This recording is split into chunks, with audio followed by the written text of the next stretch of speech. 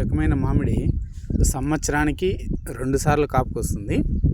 ఇప్పుడు మనం తీస్తున్నది ఆగస్టు 1వ తేదీ 2025 అండి. సో దీన్ని నాటి మనకు ఇప్పుడు 5 months అవుతుంది. సో ఇదేం పెద్ద చెట్టేగా, చిన్న చెట్టే.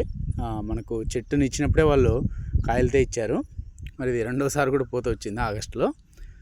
సో మరి ఇక్కడ చూడండి, ఇంత చిన్న చెట్టుకే 5 కాయలు నిలబడ్డాయి. అంటే ఇంకా పిందులే ఇవి. మేబీ రాలిపోయే ఉండే అవకాశం కూడా ఉంది. ఇక్కడ చీమలు కూడా పట్టాయి చూడండి.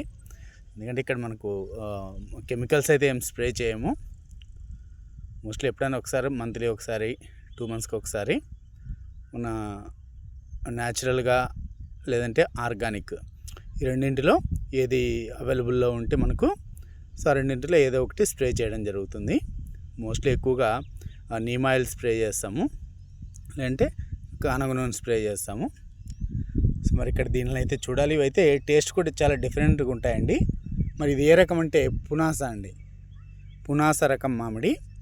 సో జస్ట్ ఒక 10 చెట్లు మాత్రం తెప్పించాను, ఎలా ఉంటాయో చూద్దామనేసి. సో మిగతావన్నీ బెనీషా, మల్లిక, ఆల్ఫాన్సో, బాదామి ఇవి పెట్టాము.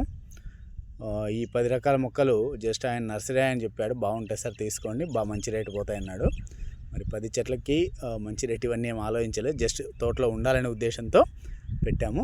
చూద్దామండి ఇది ఎంతవరకు వస్తుందని. ఇది ఆల్రెడీ ఒక 3 months పెట్టిన తర్వాత 3 monthsకి కూడా ఒక చెట్లో మీకు ఇంతకుముందు ఒక కాయ పెట్టాను. సో దాదాపు అది మనకు తినడానికి రెడీ అయ్యింది. సో అది మీకు ఆ వీడియో కూడా ఆల్రెడీ మన ఛానల్లో అవైలబుల్లో ఉంది. సో మరి ప్రకృతి వ్యవసాయం చేసేటువంటి రైతులు, ప్రకృతి వ్యవసాయాన్ని ఎంకరేజ్ చేసేటువంటి రైతులు మన ఛానల్ని సబ్స్క్రైబ్ చేసుకొని సపోర్ట్ చేయండి.